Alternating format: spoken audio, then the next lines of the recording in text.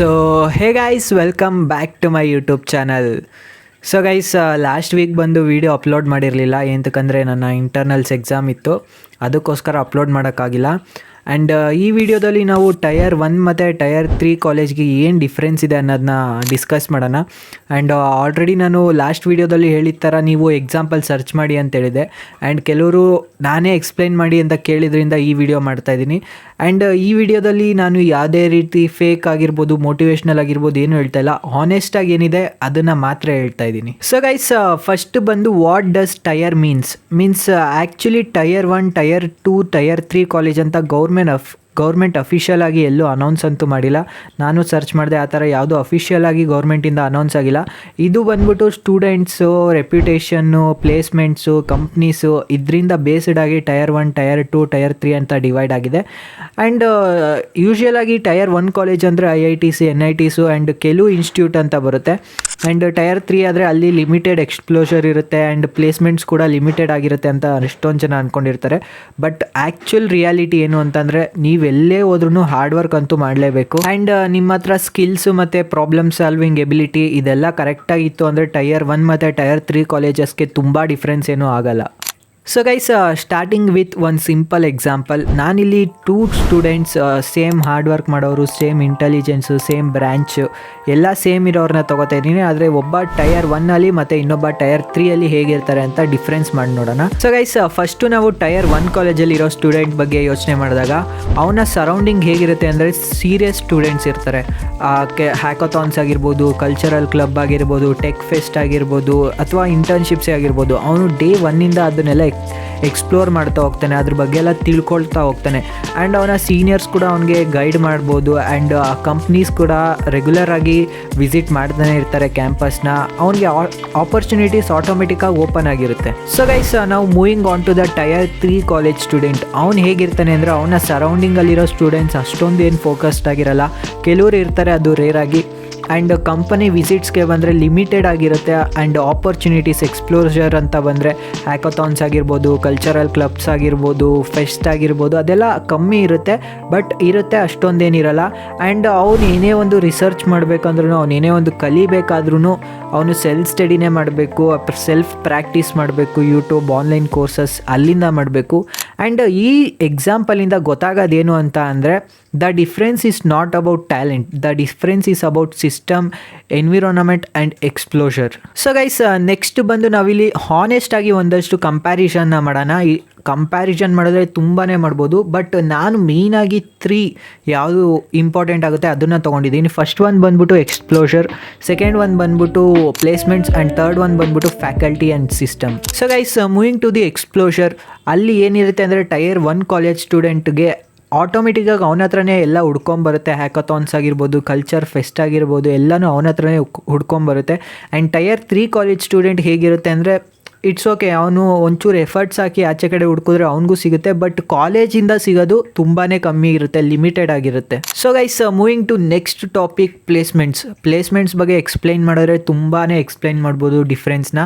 But ಇಲ್ಲಿ ನಾನು ಶಾರ್ಟಾಗಿ explain ಮಾಡ್ತೀನಿ, ಅದು ನಿಮ್ಮನ್ನೇ ಎಕ್ಸಾಂಪಲ್ ಆಗಿ ತೊಗೊಂಡು. ನೀವೊಂದು ಪ್ಲೇಸ್ಮೆಂಟ್ ಕಂಪ್ನಿಯಾಗಿ ಯಾವುದಾದ್ರೂ ಕಾಲೇಜ್ಗೆ ಹೋಗ್ತೀರಾ ಅಂದರೆ ಟಯರ್ 1 ಅಥವಾ ಟಯರ್ 3 ಯಾವ ಕಾಲೇಜ್ ಚೂಸ್ ಮಾಡ್ತೀರಾ? ಆಬ್ವಿಯಸ್ ಆಗಿ ಟಯರ್ 1 ಕಾಲೇಜ್ನೇ ಚೂಸ್ ಮಾಡ್ತೀರಾ.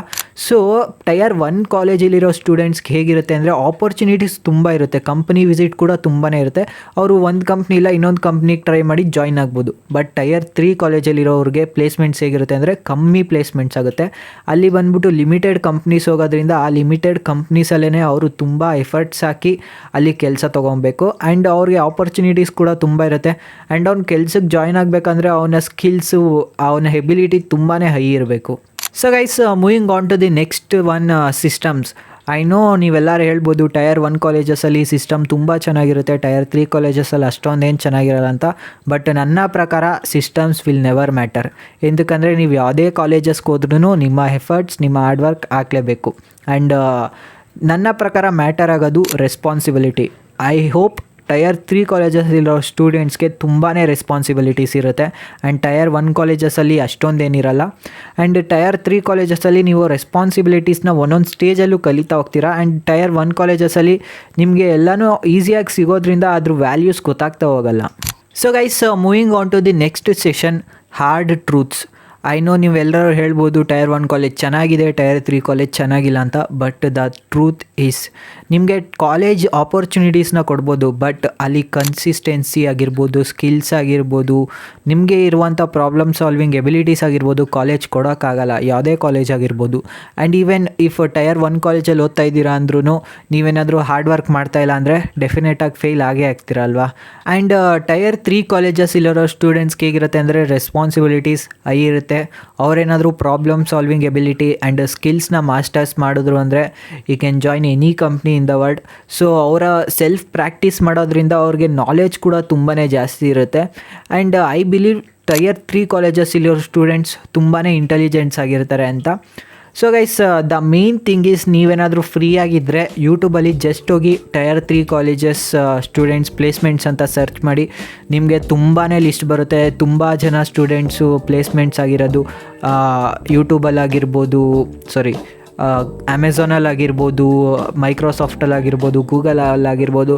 ಅದು ಏನು ಕಮ್ಮಿ ಪ್ಯಾಕೇಜ್ಗೆಲ್ಲ almost 2 crores, 45 lakhs, 46 lakhs, 70 lakhs ಪ್ಯಾಕೇಜಸ್ಗೆ ಪ್ಲೇಸ್ ಆಗಿದ್ದಾರೆ. So hard work matters lot.